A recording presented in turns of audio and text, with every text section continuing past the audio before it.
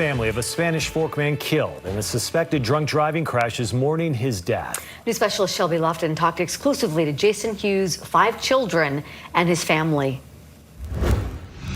Police and Jason Hughes' family say this crash was preventable, making his death all the more painful.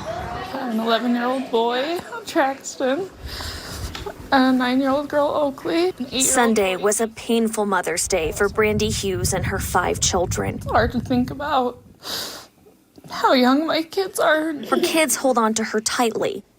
I'm glad he got to do what he loved, but not how I wanted him to go.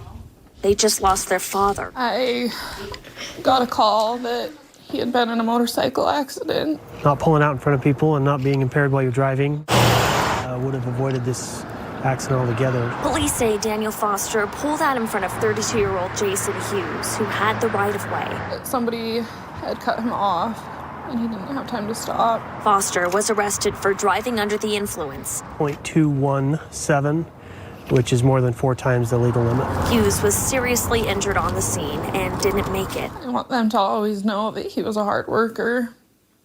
He would do anything for anyone. Hughes and her children cling on to pictures of their father. We take the kids up and down the street.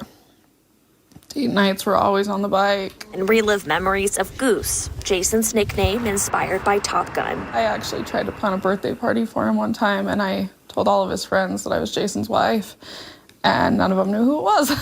I had to tell them it's a Goose. They remember the man who made them laugh and who they loved and leaned on. The only thing he ever told me about being a dad was, I want my kids to have a better life than I had. And he was doing everything to make that happen. Lieutenant Christensen said now that spring is here, drivers really need to keep an eye out for motorcycles. He says they're harder to spot, and it's really important drivers share the road. Shelby Lofton, KSL 5 News.